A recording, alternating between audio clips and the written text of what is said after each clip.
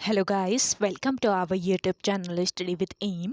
आज मैं आप सभी के लिए काफ़ी इंपॉर्टेंट वीडियो लेके आई हूँ। तो देखिए, आपके आगामी उत्तराखंड के सभी एग्जाम के रिगार्डिंग आज मैं आप सभी के लिए यूकेपीएससी द्वारा 2022 में ही कंडक्ट कराए गए पेपर्स की रिवीजन क्लास लेके आई हूँ। और ये क्लास आपके आगामी उत्तराखंड पुलिस, पटवारी, लेखपाल, फॉरेस्ट गार्ड व अन्य यूकेपीएससी द्वारा कंडक्ट कराए जाने वाले सभी एग्जाम्स के लिए इम्पॉर्टेंट है। तो आप सभी लोग हमारी इस क्लास में स्टार्टिंग से लेकर एंड तक बने रहें। तो चलिए आज के इस क्लास को हम स्टार्ट करते हैं। स्टार्ट करने से पहले जिन लोगों ने अभी तक हमारे YouTube channel study with M को सब्सक्राइब नहीं किया है वो सब्सक्राइब कर लें। साथ ही साथ बगल में जो बेल आइकन दिख रहा है इसे भी प्रेस कर लें ताकि हम कोई भी वीडियो डालते हैं तो उसका नोटिफिकेशन आपके पास जल्द से जल्द पहुंच जाए। आप सभी लोग हमारे टेलीग्राम चैनल को भी ज्वाइन कर सकते हैं। ये भी स्टडी विद एम के नाम से ही बना हुआ है और टेलीग्राम चैनल पर रात को 8 बजे क्विज का भी आयोजन किया जाता है। काफ़ी इंपॉर्टेंट क्वेश्चन आपको क्विज के रूप में दिए जा रहे हैं, तो आप क्विज ज्वाइन कर सकते हैं। और साथ ही साथ इंपॉर्टेंट पीडीएफ भी आपको टेलीग्राम ग्रुप पर ही प्रोवाइड कराई जाती है। तो चलिए आज के इस पेपर को हम सॉल्व करते हैं। और इस सेशन का पहला क्वेश्चन है, भारत में निम्नलिखित में से किस तिथि को प्रतिवर्ष राष्ट्रीय खेल दिवस मनाया जाता है। तो देखिए, भारत में 29 अगस्त को प्रतिवर्ष राष्ट्रीय खेल दिवस मनाया जाता है, यानी कि ऑप्शन डी इस क्वेश्चन का राइट आंसर है। अगला क्वेश्चन देखें, धौलावीरा हड़प्पा सभ्यता का दक्षिण केंद्र जिसे हाल ही में यूनेस्को विश्व विरासत साइट टैग प्राप्त हुआ है, भारत के किस राज्य में स्थित है। तो देखिए, धौलावीरा ये स्थित है आपके किस राज्य में? गुजरात राज्य में। ऑप्शन बी इस क्वेश्चन का राइट आंसर है। धौलावीरा हड़प्पा सभ्यता का दक्षिण केंद्र है जिसे हाल ही में यूनेस्को विश्व विरासत साइट टैग प्राप्त हुआ है और ये भारत के गुजरात राज्य में स्थित है। अगला क्वेश्चन देखें, उस केंद्र शासित प्रदेश का नाम बताएं जो 100% ऑर्गेनिक बन गया है और जहां खेती में सिंथेटिक फर्टिलाइजर और पेस्टिसाइड्स का प्रयोग नहीं हो रहा है। तो ये केंद्र शासित प्रदेश है लक्षद्वीप। ऑप्शन डी इस क्वेश्चन का राइट आंसर है।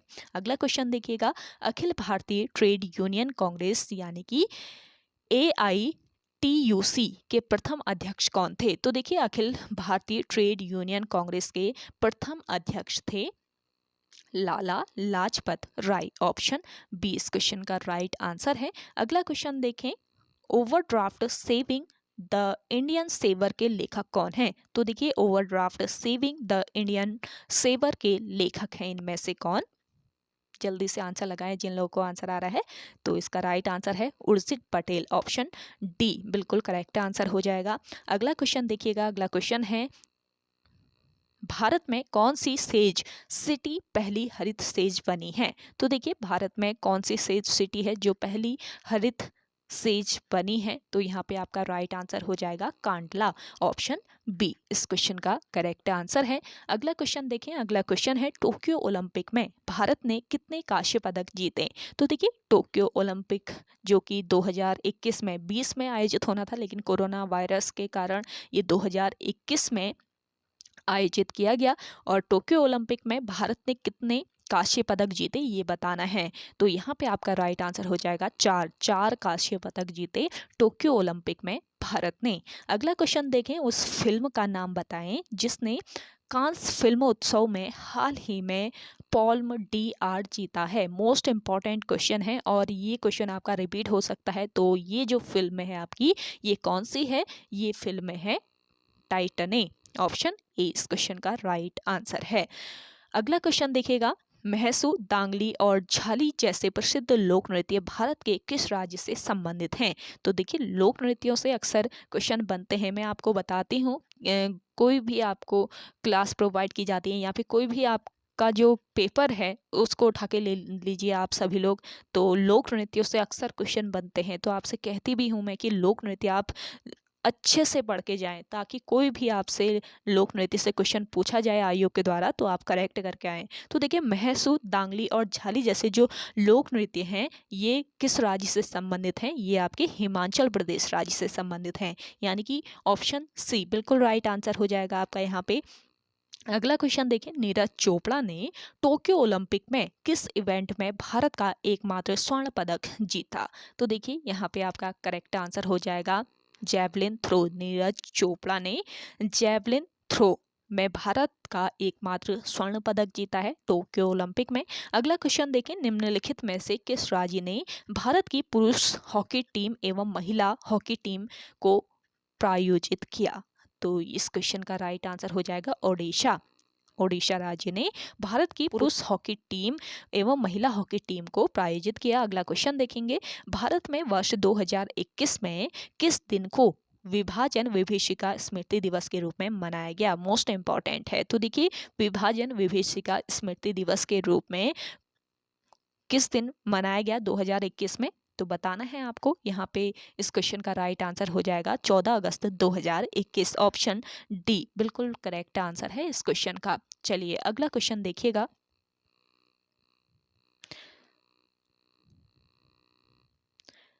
निम्नलिखित में से कौन सी समिति पंचायती राज व्यवस्था से संबंधित नहीं है? देखिए, पंचायती राज व्यवस्था से कौन संबंधित नहीं है इनमें से बताना है। तो यहाँ पे आपका राइट आंसर हो जाएगा संथानम समिति। ऑप्शन बी यहाँ पे आपका राइट आंसर हो जाएगा। अगला क्वेश्चन देखें, निम्नलिखित में से भारत में सबसे पुराना अणु शक्ति स्टेशन कौन सा है? तो भारत में सबसे पुराना, इनमें से भारत में सबसे पुराना अणु शक्ति स्टेशन है कौन सा? तारापुर। ऑप्शन बी यहाँ पे आपका राइट आंसर है। अगला क्वेश्चन देखें, किन्हें भारतीय रिजर्व बैंक के गवर्नर के रूप में पुनः नियुक्त किया गया है?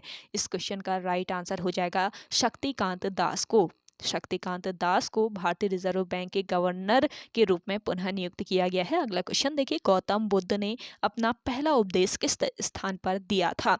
गौतम बुद्ध जो थे, इन्होंने अपना पहला जो उपदेश दिया था वो कहाँ पर दिया था? ये दिया था सारनाथ में, यानी कि ऑप्शन ए इस क्वेश्चन का राइट आंसर हो जाएगा। अगला क्वेश्चन है, कलिंग के शासक खारवेल की उपलब्धियों का विवरण किस शिलालेख में मिलता है? तो देखिए, कलिंग के शासक खारवेल की उपलब्धियों का जो विवरण है वो मिलता है किसमें? हाथी गुम्फा में। ऑप्शन बी इस क्वेश्चन का राइट आंसर है। अगला क्वेश्चन है, कथा सरित सागर का लेखक कौन है? तो देखिए, कथा सरित सागर, इसके लेखक बताने हैं कौन है? तो इसके लेखक हैं सोमदेव। ऑप्शन ए इस क्वेश्चन का करेक्ट आंसर हो जाएगा। अगला क्वेश्चन देखें, निम्नलिखित में से कौन सी पुस्तक अमीर खुसरो के द्वारा नहीं लिखी गई है? तो देखिए, अमीर खुसरो के द्वारा कौन कौन सी पुस्तकें लिखी गई हैं आपको पता होगा तो आप इसे करेक्ट कर सकते हैं। तो देखिए, अमीर खुसरो के द्वारा नूह सिपीहर, देवल रानी खिज्र खां और खजाइन उल फतूह लिखी गई है, लेकिन ताज उल मासिर नहीं लिखी गई है। तो इस क्वेश्चन का करेक्ट आंसर हो जाएगा आपका ऑप्शन सी। अगला क्वेश्चन देखें, अकबर का मकबरा कहाँ पर स्थित है? तो अकबर का जो मकबरा है ये कहाँ पर स्थित है? ये सिकंदरा में स्थित है, यानी कि ऑप्शन बी यहाँ पे आपका राइट आंसर हो जाएगा। अगला क्वेश्चन देखें, बक्सर के युद्ध में ईस्ट इंडिया कंपनी की सेना का सेनापति कौन था? तो बक्सर के युद्ध में ईस्ट इंडिया कंपनी का सेनापति था हेक्टर मुनरो। ऑप्शन डी इस क्वेश्चन का राइट आंसर है। अगला क्वेश्चन देखें, दास कैपिटल के लेखक कौन हैं? दास कैपिटल के लेखक हैं कार्ल मार्क्स। ऑप्शन सी यहाँ पे आपका बिल्कुल राइट आंसर है। अगला क्वेश्चन देखें, बुलंद दरवाजा का निर्माण किसने करवाया था? तो बुलंद दरवाजा है, इसका निर्माण किसने करवाया था? अकबर ने। ऑप्शन ए यहाँ पे आपका राइट आंसर है। और कब अकबर ने बुलंद दरवाजे का निर्माण करवाया ये आप कमेंट करके बताएं जल्दी से। अगला क्वेश्चन देखें, निम्नलिखित में से कौन सा युग्म सम्मिलित नहीं है? तो देखिए, लेनिन, साम्यवाद, मुसोलिनी, फासीवाद, हिटलर, नाजीवाद, चर्चिल, उपयोगितावाद, कौन सा सम्मिलित नहीं है जल्दी से बताएं। तो यहाँ पे मैं बता देती हूँ, जिन लोगों को आंसर नहीं आ रहा है तो करेक्ट आंसर कौन सा हो जाएगा? कौन सा सम्मिलित नहीं है? चर्चिल, उपयोगितावाद। बाकी लेनिन, साम्यवाद, मुसोलिनी, फासीवाद, हिटलर, नाजीवाद ये सभी सम्मिलित हैं। ऑप्शन डी यहाँ पे आपका राइट आंसर हो जाएगा। अगला क्वेश्चन है, गोल गुम्बज कहाँ स्थित है? गोल गुंबज स्थित है आपके कहाँ पर? बीजापुर में। ऑप्शन डी इस क्वेश्चन का करेक्ट आंसर है। अगला क्वेश्चन देखें, अगला क्वेश्चन है, टॉमस मुनरो किस क्षेत्र में अपने कार्य के लिए जाने जाते हैं? तो देखिए, टॉमस मुनरो ये अपने किस क्षेत्र में अपने कार्य के लिए जाने जाते हैं? यहाँ पे इस क्वेश्चन का राइट आंसर हो जाएगा भूमि बंदोबस्त। भूमि बंदोबस्त के क्षेत्र में अपने कार्य के लिए टॉमस मुनरो जाने जाते हैं। अगला क्वेश्चन देखिएगा, भारतीय स्वतंत्रता संग्राम की निम्नलिखित घटनाओं को काल क्रमानुसार लगाइए। तो देखिए, काल क्रमानुसार अगर हम लगाएं तो इसका राइट आंसर क्या हो जाएगा? इसका करेक्ट आंसर हो जाएगा ऑप्शन डी। पहला आपका आएगा क्रिप्स शिष्टमंडल, फिर आता है आपका बेबल योजना, फिर मंत्रिमंडलीय शिष्टमंडल और फिर अंत में अंतरिम सरकार का गठन। तो ऑप्शन डी इस क्वेश्चन का बिल्कुल राइट आंसर है। अगला क्वेश्चन देखेंगे, बास्तिल का पतन किस देश की क्रांति से संबंधित है? बास्तिल का पतन ये किस देश की क्रांति से संबंधित है? ये संबंधित है फ्रांस की क्रांति से। ऑप्शन ए यहाँ पे आपका राइट आंसर है। चलिए अगला देखेंगे, इंग्लैंड में रक्तहीन क्रांति अथवा गौरवमयी क्रांति किस वर्ष हुई थी? तो देखिए रक्तहीन क्रांति इंग्लैंड में हुई थी और इसे गौरवमयी क्रांति भी कहा जाता है। तो रक्तहीन अथवा गौरवमयी जो क्रांति हुई थी ये किस वर्ष हुई थी? ये हुई थी आपके 1688 में। ऑप्शन सी यहाँ पे आपका राइट आंसर है। अगला क्वेश्चन देखें, निम्नलिखित में से किसने इटली के एकीकरण में योगदान नहीं दिया?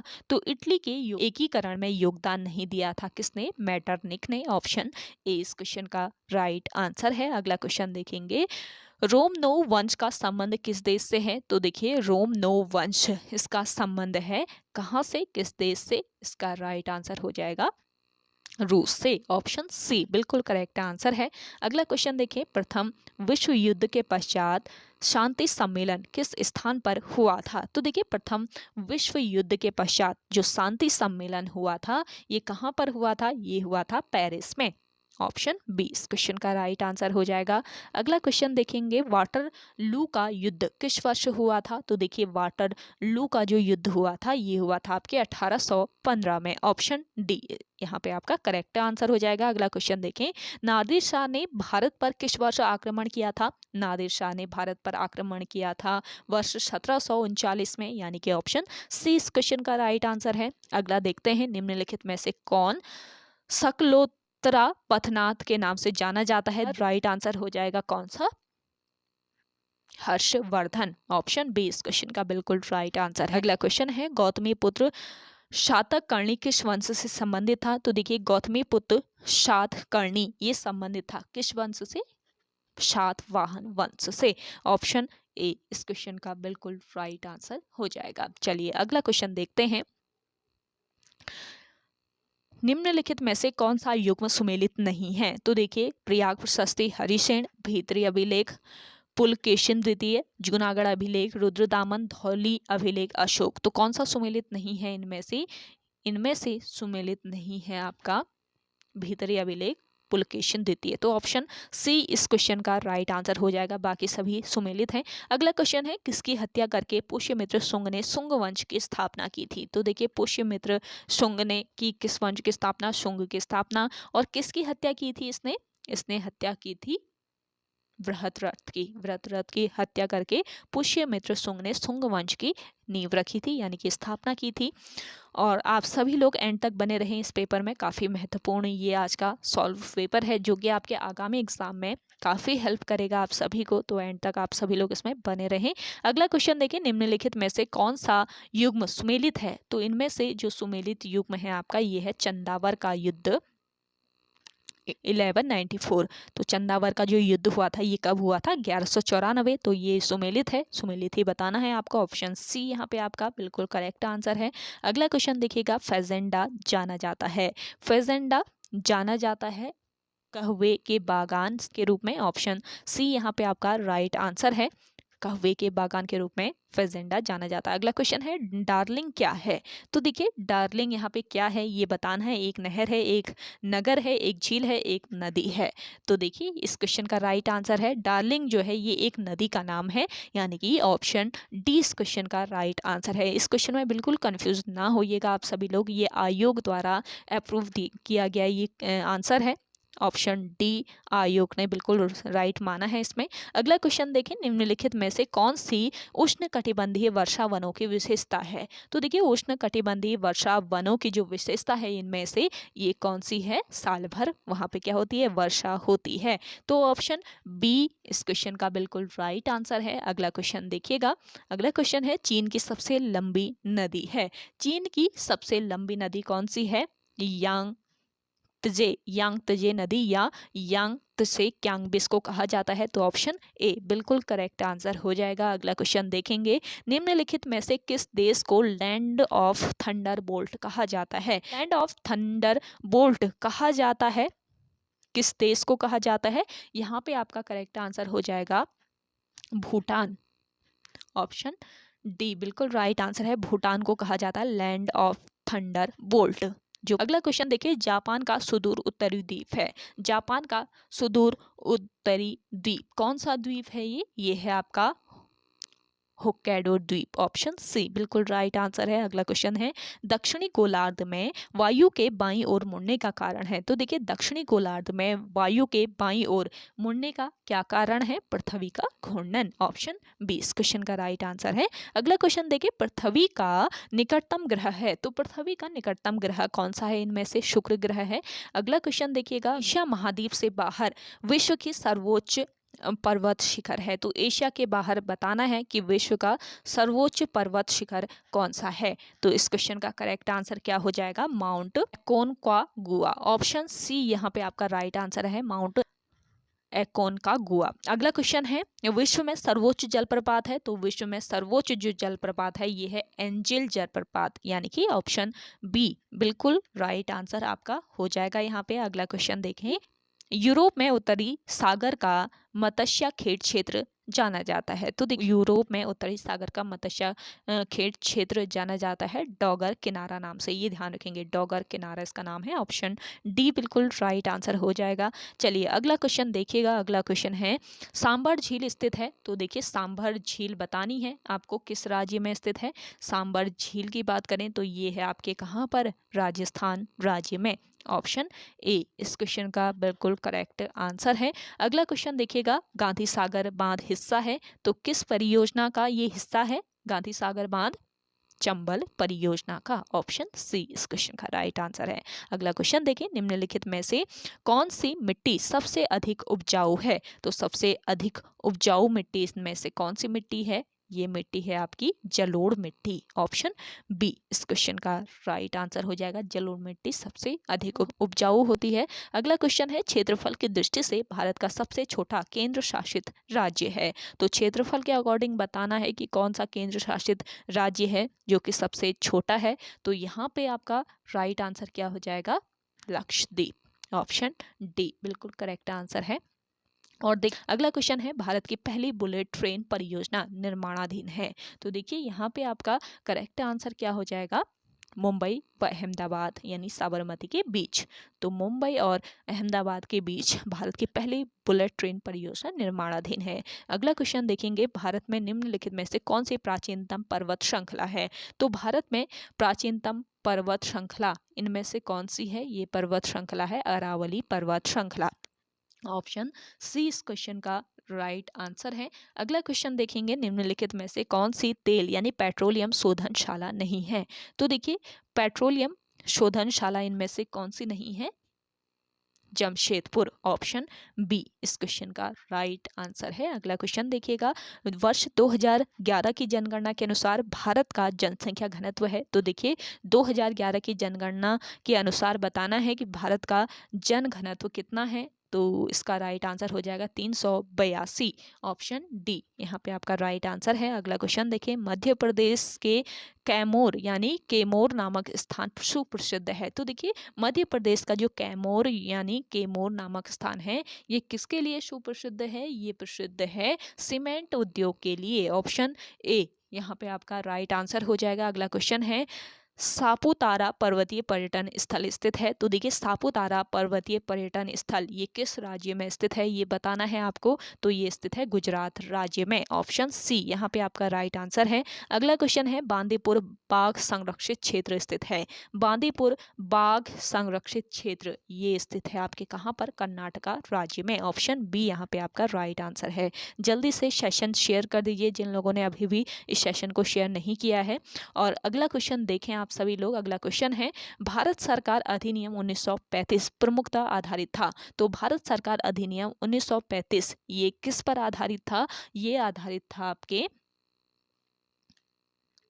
साइमन कमीशन की अनुशंसाओं पर, 3 गोलमेज सम्मेलनों के विचार विमर्श पर।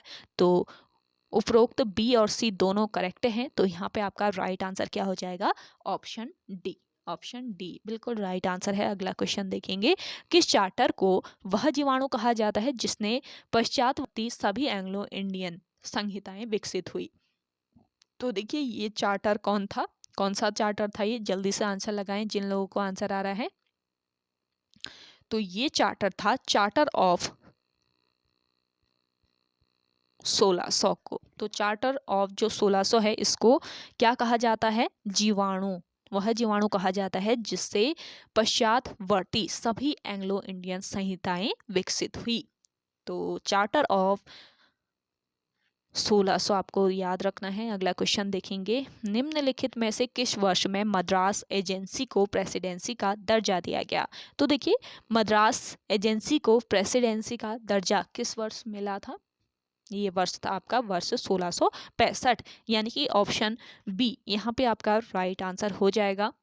अगला क्वेश्चन देखें, भारत में प्रथम मेयर न्यायालय की स्थापना वर्ष 1887 में हुई थी। तो कहाँ पर हुई थी ये बताना है। 1887 में इसकी स्थापना हुई भारत में प्रथम मेयर न्यायालय की। तो कहाँ पर इसकी स्थापना की गई, इसकी स्थापना मद्रास में की गई थी। तो ऑप्शन बी बिल्कुल राइट आंसर है यहाँ पे आपका। अगला क्वेश्चन देखें, निम्न में से किस कानून का प्रावधान था कि भारतीयों को ईस्ट इंडिया कंपनी के अंतर्गत नौकरियों से प्रतिबंधित नहीं करना चाहिए। तो ये कौन सा कानून का प्रावधान था, तो यहाँ पे आपका राइट आंसर हो जाएगा चार्टर एक्ट 1833। ये चार्टर एक्ट 1833 का प्रावधान था कि भारतीयों को ईस्ट इंडिया कंपनी के अंतर्गत नौकरियों से प्रतिबंधित नहीं करना चाहिए। अगला क्वेश्चन है, भारत के लिए केंद्र तथा प्रांतों के मध्य विधायी शक्तियों को विभाजित करने वाला संघीय ढांचा सर्वप्रथम इसके द्वारा अंगीकृत किया गया था। तो देखिए भारत के लिए केंद्र तथा प्रांतों के मध्य विधायी शक्तियों को विभाजित करने वाला संघीय ढांचा सर्वप्रथम किसके द्वारा अंगीकृत किया गया था, ये अंगीकृत किया गया था भारत सरकार अधिनियम 1935 के द्वारा। ऑप्शन सी बिल्कुल राइट आंसर है आपका यहाँ पे। और काफ़ी महत्वपूर्ण ये आज का पेपर रहने वाला है आप सभी लोगों के लिए, आगामी एग्जाम आप सभी लोग देने वाले हैं, तो उसके लिए काफ़ी हेल्पफुल रहेगा, तो एंड तक बने रहें। अगला क्वेश्चन है, पृथक निर्वाचक मंडलों की व्यवस्था को भारत में प्रथम बार लागू किया गया था।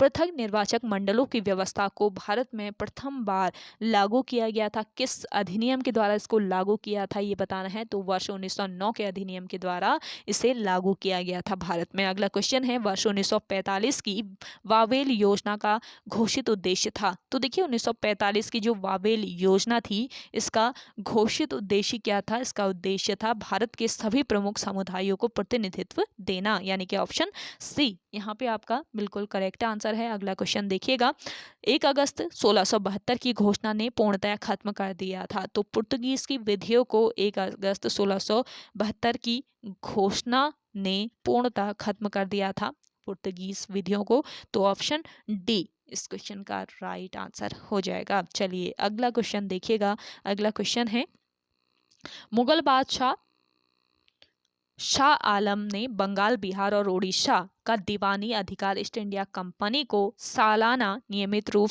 के बदले में दिया था। तो देखिए मुगल बादशाह शाह आलम ने बंगाल, बिहार और उड़ीसा का दीवानी अधिकार ईस्ट इंडिया कंपनी को सालाना नियमित रुपयों के बदले में दिया था। तो कितने रुपयों के बदले में दिया था, यहाँ पे आपका राइट आंसर हो जाएगा 26 लाख रुपयों के बदले में। ऑप्शन सी बिल्कुल राइट आंसर है। अगला क्वेश्चन है, लॉर्ड कॉर्नवालिस की किस न्यायिक योजना के अंतर्गत कोर्ट ऑफ सर्किट स्थापित की गई थी, ये क्वेश्चन है आपका। तो देखिए ये जो योजना थी ये कौन सी योजना थी, यहाँ पे आपका राइट आंसर हो जाएगा ऑप्शन बी न्यायिक योजना 1790 से। अगला क्वेश्चन है, भारत का प्रथम विधि आयोग गठित हुआ था चार्टर के द्वारा। तो किस चार्टर के द्वारा भारत का प्रथम विधि आयोग गठित हुआ था ये बताना है।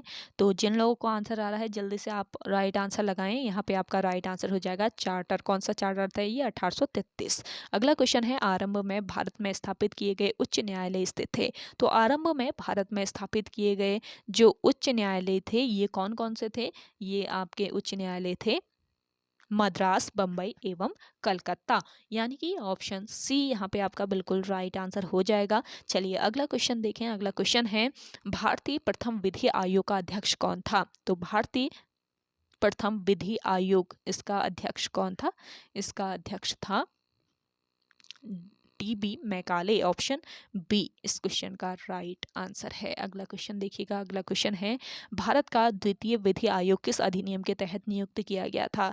तो देखिए भारत का द्वितीय विधि आयोग ये अधिनियम 1853 के द्वारा अधिनियम 1853 के द्वारा नियुक्त किया गया था।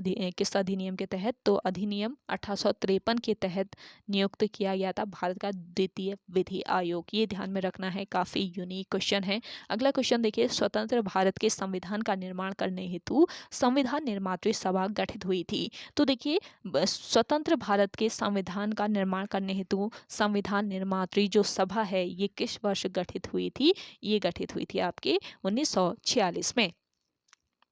तो इस क्वेश्चन का करेक्ट आंसर है ऑप्शन डी। अगला क्वेश्चन है, निम्नलिखित में से किस कमीशन ने प्रांतों में दोहरी शासन पद्धति को समाप्त करने के लिए सिफारिश की थी?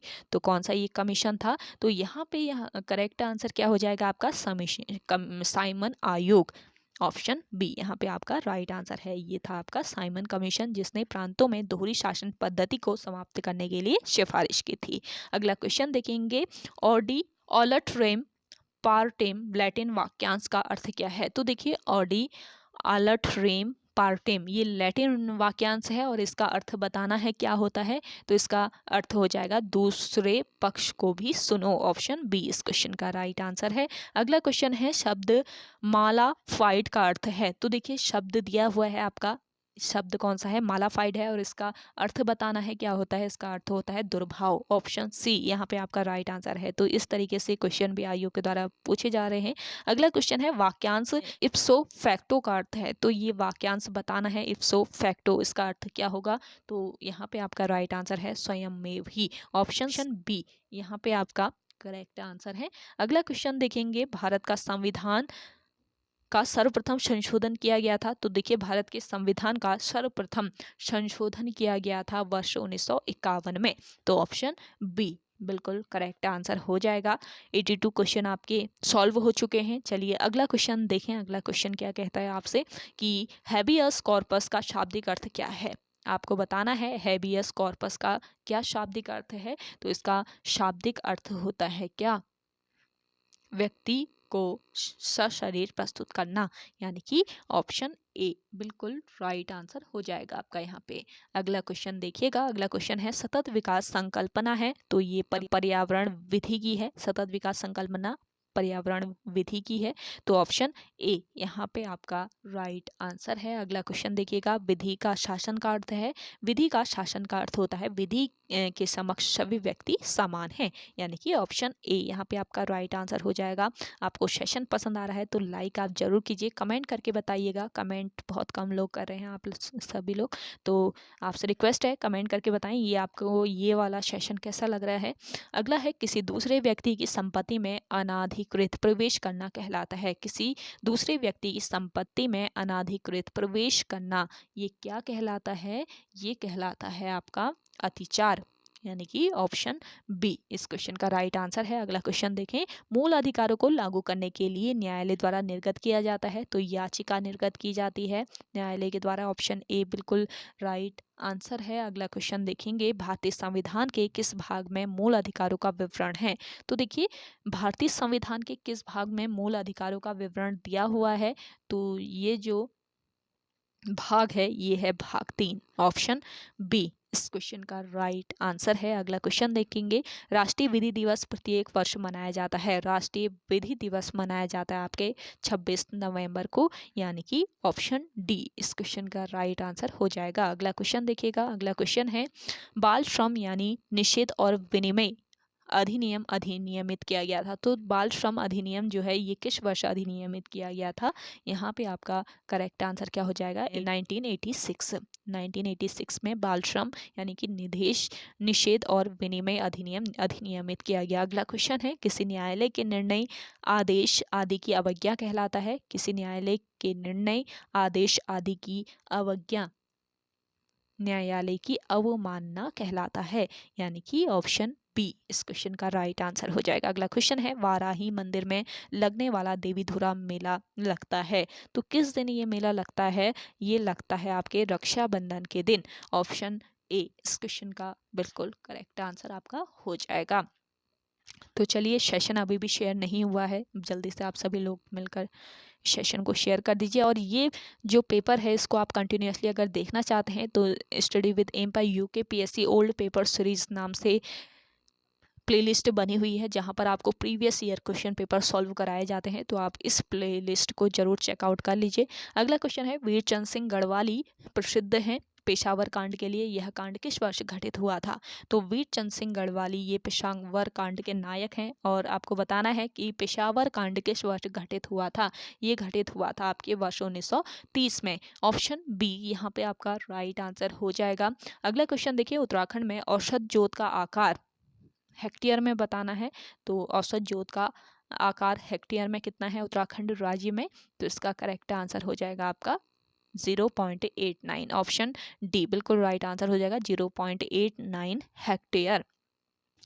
चलिए अगला क्वेश्चन है, भारत की जनगणना 2011 के अनुसार उत्तराखंड के किन जिलों में नकारात्मक यानी ऋणात्मक जनसंख्या वृद्धि रही है?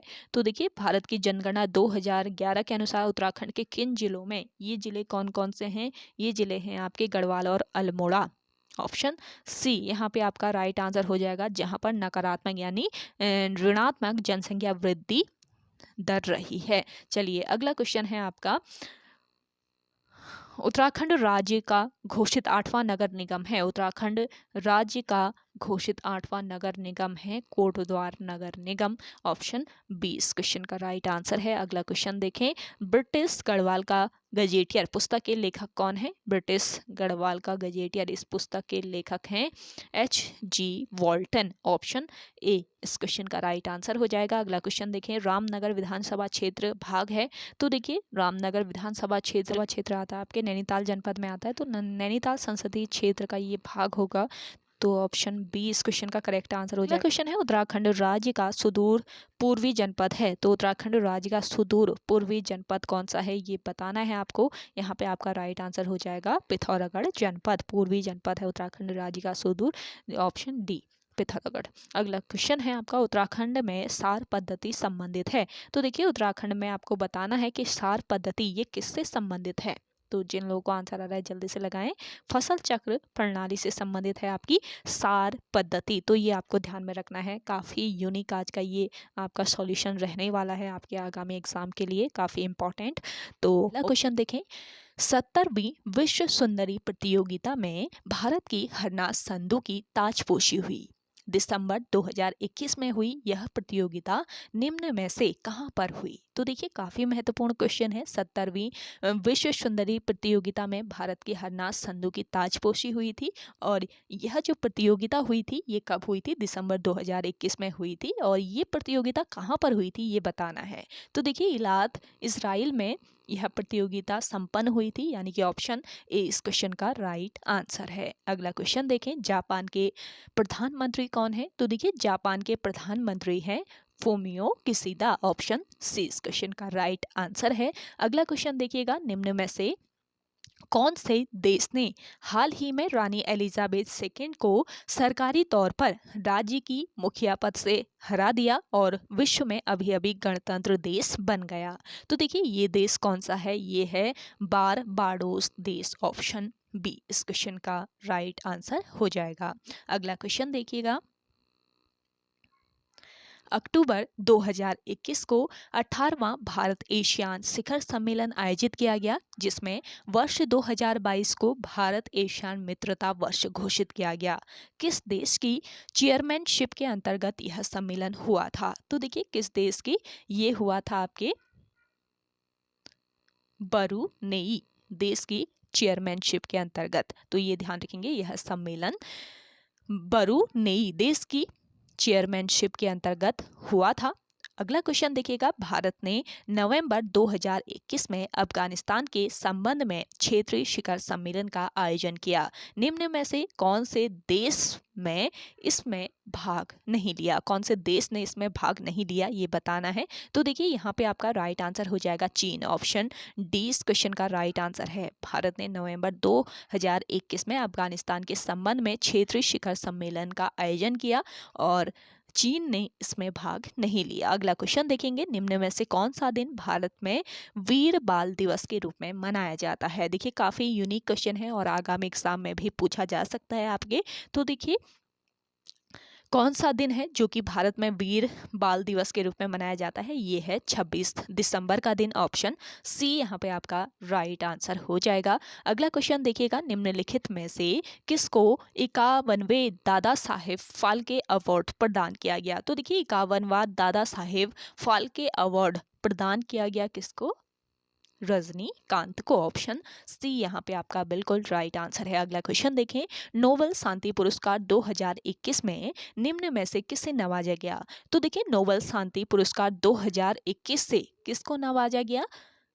इनमें से नवाजा गया था मारिया रासा को और दमत्री ए मोराटोव को। तो सामूहिक रूप से इन दोनों को यह पुरस्कार दिया गया था, यानी कि ऑप्शन डी, ए और सी से सामूहिक रूप में आपका यहाँ पे करेक्ट आंसर हो जाएगा। ऑप्शन डी बिल्कुल राइट आंसर है इस क्वेश्चन का। तो दो लोगों को यह पुरस्कार सामूहिक रूप से मिला था। अगला क्वेश्चन देखें, निम्नलिखित हड़प्पा कालीन स्थलों में से कौन सा वर्तमान में पाकिस्तान में स्थित है?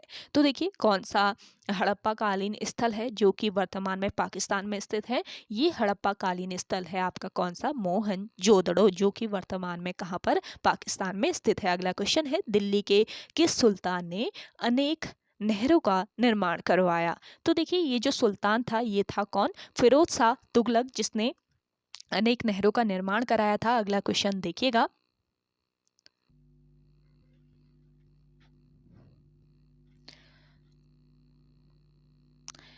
कौन सी पत्रिका किसी क्रांतिकारी संगठन से संबंधित नहीं थी? तो देखिए ये जो पत्रिका थी ये कौन सी थी? ये थी आपकी प्रबुद्ध भारत, जो कि किसी क्रांतिकारी संगठन से संबंधित नहीं थी। ऑप्शन ए यहाँ पे आपका राइट आंसर है। अगला क्वेश्चन देखें, ईस्ट इंडिया कंपनी का बंगाल में प्रथम गवर्नर जनरल कौन था? तो ईस्ट इंडिया कंपनी का बंगाल में प्रथम गवर्नर जनरल था कौन?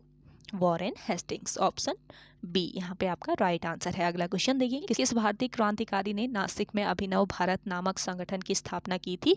ये क्रांतिकारी था वी.डी. सावरकर। ऑप्शन डी यहाँ पे आपका राइट आंसर है। अगला क्वेश्चन देखें, विजयनगर शासन के दौरान भारत की यात्रा करने वाला निकोलो कोंटी किस देश से संबंधित था? तो देखिए निकोलो कोंटी ये संबंधित था किस देश से? इटली से। ऑप्शन डी इस क्वेश्चन का करेक्ट आंसर है। अगला क्वेश्चन देखेंगे, निम्नलिखित में से कौन सा युग्म सुमेलित है? तो देखिए इनमें से कौन सा युग्म ऐसा है जो कि सुमेलित है? इस क्वेश्चन का राइट आंसर हो जाएगा नादिर शाह का आक्रमण 1739। ऑप्शन डी बिल्कुल करेक्ट आंसर है। अगला क्वेश्चन देखेंगे, महात्मा गांधी से मतभेद के कारण सुभाष चंद्र बोस के 1939 में कांग्रेस के अध्यक्ष पद से त्यागपत्र देने के बाद किसे कांग्रेस का अध्यक्ष बनाया गया? तो देखिए यहाँ पे इस क्वेश्चन का राइट आंसर क्या हो जाएगा? Doctor Rajendra Prasad. Option B बिल्कुल राइट आंसर है। अगला क्वेश्चन है, हिंदू विधवा पुनर्विवाह कानून किस वर्ष पारित किया गया? तो देखिए हिंदू विधवा पुनर्विवाह कानून ये पारित किया गया किस वर्ष? वर्ष 1856 में। ऑप्शन बी यहाँ पे आपका राइट आंसर है। देखिए इस पेपर को सॉल्व करने से आपको काफ़ी हेल्प मिलेगी और आपके आगामी एग्जाम में हो सके ये क्वेश्चन रिपीट हो जाए, यही क्वेश्चन आपसे पूछ लिए जाएं, कुछ क्वेश्चन इनमें से रिपीट हो जाएं। तो आप सभी लोग एंड तक बने रहें और आप सभी को ये सेशन पसंद आ रहा है तो लाइक कर लीजिए। जिन लोगों ने अभी भी हमारे YouTube channel study with M को सब्सक्राइब नहीं किया है वो सब्सक्राइब कर लें और ज़्यादा से ज़्यादा आप सभी को इस सीरीज़ को शेयर करना है अपने दोस्तों के साथ अपने व्हाट्सएप ग्रुप्स में। अगला क्वेश्चन देखेंगे, निम्नलिखित में से कौन सा स्थल बौद्ध धर्म से संबंधित नहीं था? तो देखिए बौद्ध धर्म से संबंधित नहीं था कौन सा स्थल? ये स्थल है आपका श्रवण बेलगोला। ऑप्शन ए यहाँ पे आपका राइट आंसर है। अगला क्वेश्चन देखें, निम्नलिखित में से किसने केंद्रीय विधानसभा में बम फेंका था? तो देखिए केंद्रीय विधानसभा में किसने बम फेंका था? भगत सिंह एवं बटुकेश्वर दत्त ने, यानी ऑप्शन डी इस क्वेश्चन का राइट आंसर है। अगला क्वेश्चन देखेंगे, निम्न में से किन दो नदियों को बिहार तथा पश्चिम बंगाल का शोक कहा जाता है? तो देखिए बिहार तथा पश्चिम बंगाल का शोक कहा जाता है किन दो नदियों को? एक तो कोसी नदी, दूसरी आपकी दामोदर नदी, यानी ऑप्शन बी यहाँ पे आपका करेक्ट आंसर हो जाएगा। चलिए अगला क्वेश्चन देखिएगा। अगला क्वेश्चन है आपका, निम्न में से किसने विश्व को सर्वप्रथम कृषि प्रदेशों में वर्गीकृत किया? तो देखिए विश्व को सर्वप्रथम कृषि प्रदेशों में किसने वर्गीकृत किया था? ये किया था व्हिटलसी ने। ऑप्शन ए इस क्वेश्चन का राइट आंसर है। अगला क्वेश्चन देखेंगे, निम्न में से भारत में सबसे अधिक भूस्खलन संभावित क्षेत्र कौन सा है? तो देखिए भारत में सबसे अधिक भूस्खलन संभावित क्षेत्र कौन सा क्षेत्र है? ये क्षेत्र है आपका हिमालय और उत्तर पूर्वी पहाड़ी क्षेत्र। ऑप्शन सी इस क्वेश्चन का राइट आंसर है। अगला क्वेश्चन देखेंगे, भारत में बाघ परियोजना यानी कि प्रोजेक्ट टाइगर निम्न में से किस वर्ष प्रारंभ की गई? कई बार मैंने अपने सीरीज में बता दिया है ये क्वेश्चन, तो इसको जरूर ध्यान रखिएगा। जो प्रोजेक्ट टाइगर है इसको भारत में किस वर्ष शुरू किया गया था? इसका राइट आंसर हो जाएगा 1973 1973 में प्रोजेक्ट टाइगर को भारत में शुरू किया गया। अगला क्वेश्चन देखेंगे, निम्न में से कौन सा इस्पात संयंत्र पश्चिम बंगाल में स्थित नहीं है? तो देखिए कौन सा इस्पात संयंत्र है जो कि पश्चिम बंगाल में स्थित नहीं है? ये इस्पात संयंत्र है आपका बोकारो। ऑप्शन सी यहाँ पे आपका राइट आंसर हो जाएगा।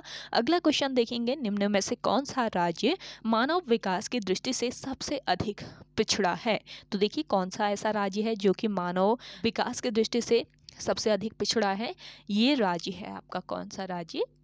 बिहार राज्य। ऑप्शन बी इस क्वेश्चन का राइट आंसर है। अगला क्वेश्चन देखें, उत्तरी अटलांटिक महासागर में आने वाले चक्रवातों को कहा जाता है? तो देखिए उत्तरी अटलांटिक महासागर में जो आने वाले चक्रवात होते हैं उनको क्या कहा जाता है? उनको कहा जाता है हरिकेन। ऑप्शन बी इस क्वेश्चन का राइट आंसर हो जाएगा। अगला क्वेश्चन देखिएगा, निम्नलिखित में भारत का कौन सा प्राकृतिक बंदरगाह नहीं है? तो देखिए भारत का कौन सा प्राकृतिक बंदरगाह नहीं है? इनमें से जल्दी से आंसर कीजिए जिनको आंसर आ रहा है। तो ये जो बंदरगाह है ये है चेन्नई बंदरगाह। ये एक प्राकृतिक बंदरगाह नहीं है, इसको ध्यान में रखें। अगला क्वेश्चन देखिएगा, निम्न में से कौन सा देश विश्व में चाय का सबसे बड़ा उत्पादक है? तो देखिए कौन सा देश ऐसा है जो कि विश्व में चाय का सबसे बड़ा उत्पादक देश है?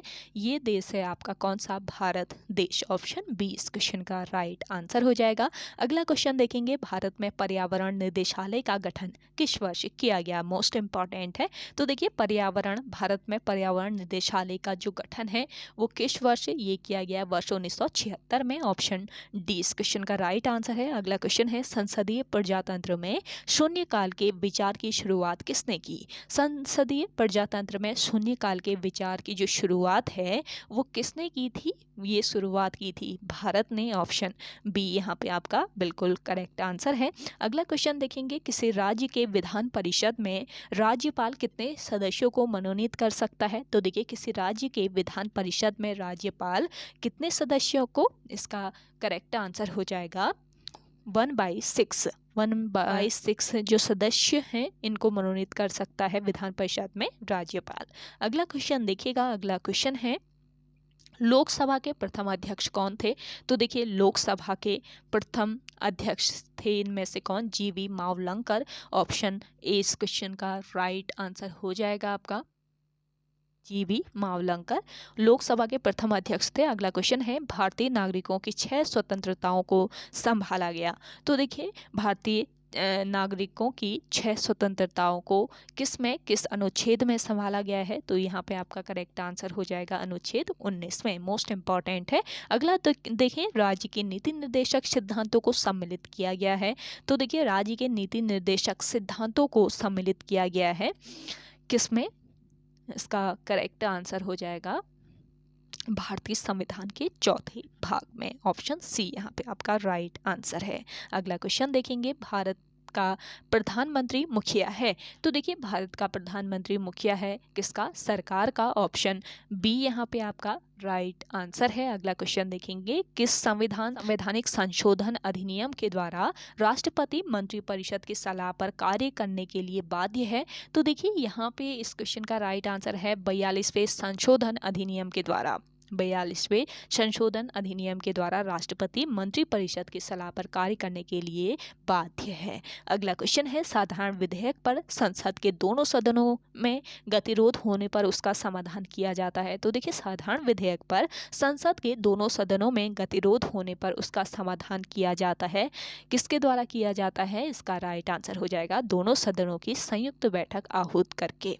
ऑप्शन सी इस क्वेश्चन का राइट आंसर है। अगला क्वेश्चन देखेंगे, भारत में सरकार का संसदीय स्वरूप है क्योंकि यहाँ पर क्या हो जाएगा इसका करेक्ट आंसर, इसका राइट आंसर हो जाएगा कार्यपालिका विधायिका के प्रति उत्तरदायी है। भारत में सरकार का संसदीय स्वरूप है, क्योंकि कार्यपालिका जो है ये किसके प्रति, विधायिका के प्रति उत्तरदायी है। तो ऑप्शन डी यहाँ पे आपका बिल्कुल करेक्ट आंसर हो जाएगा। अगला क्वेश्चन देखेंगे, भारतीय संविधान की 8वीं अनुसूची में कितनी भाषाओं को रखा गया है। मोस्ट इंपॉर्टेंट है। तो देखिए भारतीय संविधान की जो 8वीं अनुसूची है इसमें कितनी भाषाओं को रखा गया है, इसमें रखा गया है 22 भाषाओं को। ऑप्शन डी यहाँ पे आपका राइट आंसर है। अगला क्वेश्चन देखें, निम्नलिखित में से किसे राष्ट्रीय मानवाधिकार आयोग का अध्यक्ष नियुक्त किया जा सकता है। तो देखिए किसे, यहाँ पे आपका करेक्ट आंसर हो जाएगा सर्वोच्च न्यायालय का कोई भी सेवानिवृत्त मुख्य न्यायाधीश जिसे राष्ट्रीय मानव अधिकार आयोग का अध्यक्ष नियुक्त किया जा सकता है। अगला क्वेश्चन देखिएगा, अगला क्वेश्चन है, भारत में पंचायती राज व्यवस्था का प्रारंभ कब हुआ। तो देखिए इंपॉर्टेंट क्वेश्चन है, भारत में पंचायती राज व्यवस्था का प्रारंभ कब हुआ था, वर्ष 1949 में। ऑप्शन सी यहाँ पे आपका बिल्कुल करेक्ट आंसर है, वर्ष 1949 में भारत में पंचायती राज व्यवस्था का प्रारंभ हुआ। और किस स्थान पर पंचायती राज व्यवस्था का प्रारंभ हुआ ये आप कमेंट करके बताएं जल्दी से कमेंट सेक्शन में। और आप सभी को ये सेशन पसंद आ रहा है तो लाइक तो बनता है, जल्दी से आप लाइक कर लीजिए। और आप सभी को ऐसे ही क्लासेस देखने के लिए स्टडी विद एम को सब्सक्राइब कर लेना है। स्टडी विद एम अथक प्रयास कर रहा है आप सभी लोगों के लिए, तो आप सभी लोग स्टडी विद एम को ज़्यादा से ज़्यादा सपोर्ट कीजिए। और देखिए ये जो क्वेश्चन पेपर है ये काफ़ी यूनिक है और आपके आगामी एग्ज़ाम में इसी तरीके का आपका पैटर्न रहेगा क्वेश्चन पेपर का, तो आप इसको ज़रूर सॉल्व कीजिएगा और हो सके आपके कुछ क्वेश्चन इसी में से रिपीट हो जाएं। तो यहाँ पे आपके करंट के क्वेश्चन भी आपको देखने को मिल रहे हैं, तो एंड तक इस क्लास में आप सभी लोग बने रहें। अगला क्वेश्चन है, निम्न में से किस वृक्ष से भोजपत्र प्राप्त होता है। तो देखिए भोजपत्र ये किस वृक्ष से, ये हिमालयी वृक्ष से प्राप्त होता है। ऑप्शन बी इस क्वेश्चन का राइट आंसर है। अगला क्वेश्चन देखें, मनुष्य की छोटी आंत की लंबाई लगभग होती है। तो देखिए मनुष्य की छोटी आंत यानी स्मॉल इंटेस्टाइन जो होती है इसकी लंबाई लगभग कितनी होती है, इसकी लंबाई होती है 6.0 से 7.0 मीटर। ऑप्शन बी यहाँ पे आपका राइट आंसर है। अगला क्वेश्चन देखेंगे, निम्न में से कौन कीट जनित रोग है। तो देखिए इनमें से कीट जनित रोग है पीत ज्वर। ऑप्शन ए यहाँ पे आपका करेक्ट आंसर है। अगला क्वेश्चन है, बीसीजी वैक्सीन निम्नलिखित में से किस बीमारी के लिए प्रयोग होती है। तो देखिए बीसीजी जो वैक्सीन है ये किस बीमारी के लिए प्रयोग होती है, इसका राइट आंसर हो जाएगा टीबी यानी कि क्षय रोग। अगला क्वेश्चन है, निम्नलिखित में से किस कोशिका में सबसे अधिक पुनर्जनन यानी पुनर्योजी क्षमता होती है। तो देखिए यहाँ पे आपका करेक्ट आंसर हो जाएगा चिकन पेशी कोशिकाएं। ऑप्शन ए बिल्कुल करेक्ट आंसर है। अगला क्वेश्चन है, रेडियोधर्मिता के आविष्कारक कौन है।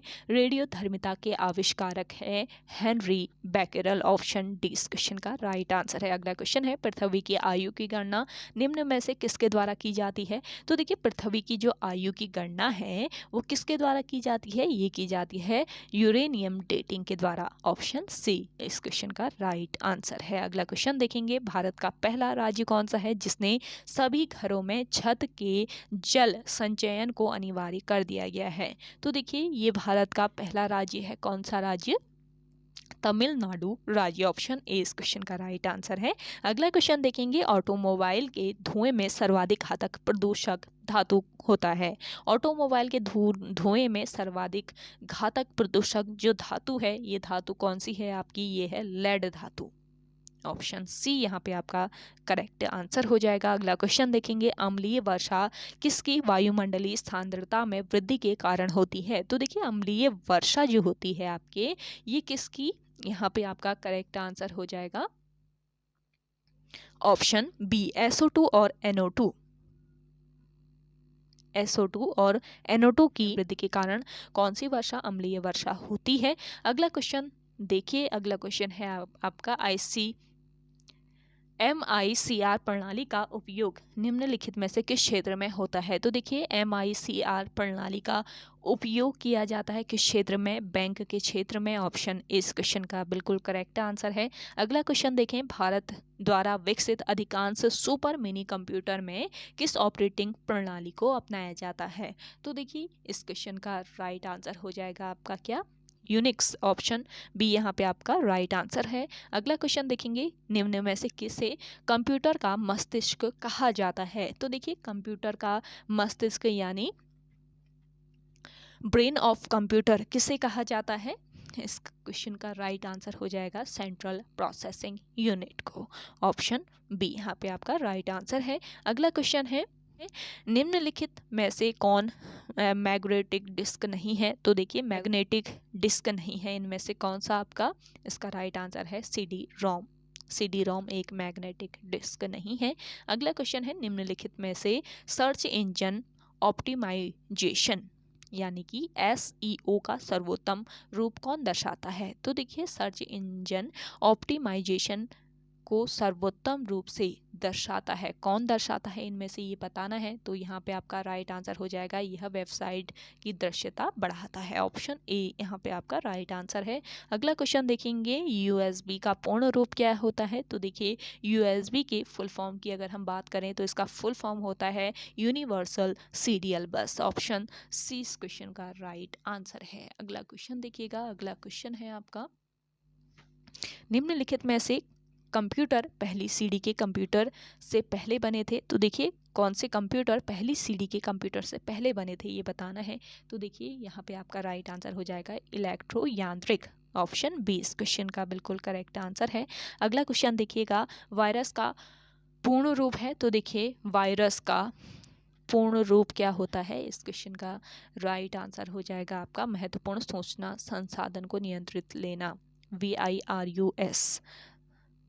तो इसका फुल फॉर्म महत्वपूर्ण सूचना संसाधन को नियंत्रण में लेना होता है। अगला क्वेश्चन देखेंगे, डाटा संचारित करने के लिए फाइबर ऑप्टिक केबल उपयोग करता है? तो देखिए डाटा संचारित करने के लिए फाइबर ऑप्टिक केबल क्या उपयोग करता है? ये उपयोग करता है क्या? इसका राइट आंसर हो जाएगा प्रकाश तरंगे। ऑप्शन सी बिल्कुल राइट आंसर है। अगला क्वेश्चन देखें, निम्नलिखित प्रिंटर में से कौन सा ग्रिड से अक्षर उत्पन्न करता है? तो देखिए ग्रिड से अक्षर उत्पन्न करता है, तो यहाँ पे आपका राइट आंसर हो जाएगा डॉट मैट्रिक्स। ग्रिड के अक्षर उत्पन्न करता है ये है डॉट मैट्रिक्स प्रिंटर। अगला क्वेश्चन है, कंप्यूटर के किस भाग को गणना और तुलना के लिए प्रयोग किया जाता है? तो देखिए कंप्यूटर के किस भाग को, ये भाग है ALU, जिसका प्रयोग गणना और तुलना करने के लिए किया जाता है। अगला क्वेश्चन है,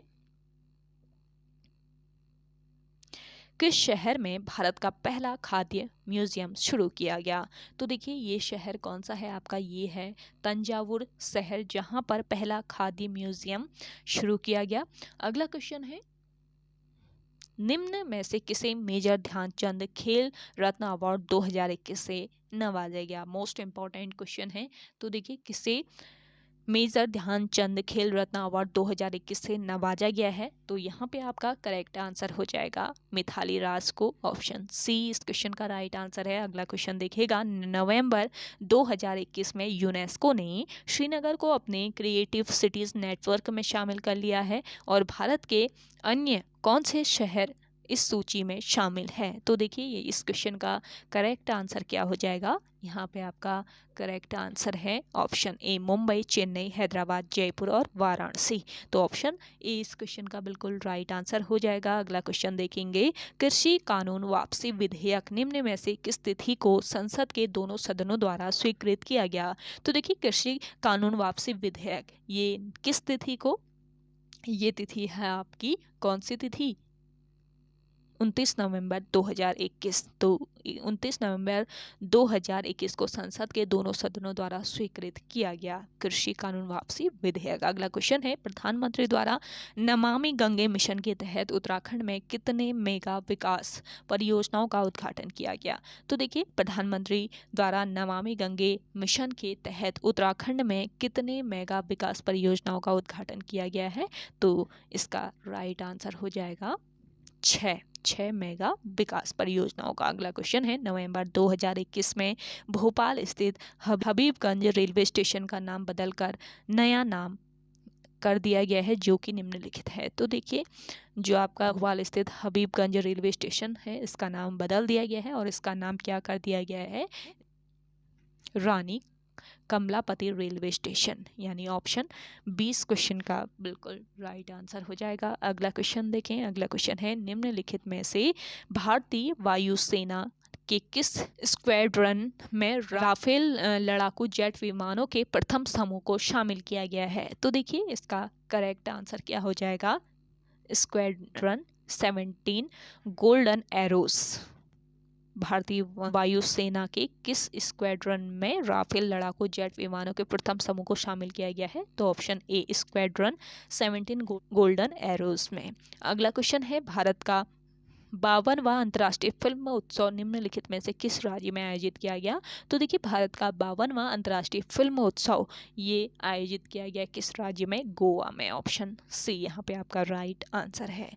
अगला क्वेश्चन देखिएगा। सेशन पसंद आ रहा है तो आप लाइक जरूर कर लीजिए और ज़्यादा से ज़्यादा जितना हो सके आप सेशन को शेयर कीजिएगा अपने दोस्तों के साथ, अपने व्हाट्सएप ग्रुप्स में। गढ़वाल के पवार शासकों की प्रथम राजधानी किस स्थान पर बनी? तो देखिए, काफ़ी यूनिक क्वेश्चन है। तो गढ़वाल के पवार जो शासक थे, इनकी प्रथम राजधानी किस स्थान पर बनी थी? ये स्थान था आपका कौन सा स्थान? श्रीनगर। ऑप्शन बी यहाँ पे आपका राइट आंसर है, ये स्थान था श्रीनगर। अगला क्वेश्चन देखेंगे। 1857 की क्रांति का सर्वाधिक प्रभाव उत्तराखंड के किस शहर पर पड़ा था? तो 1857 की जो क्रांति हुई थी, इसका सर्वाधिक प्रभाव पड़ा था उत्तराखंड के किस शहर पर? हल्द्वानी शहर पर।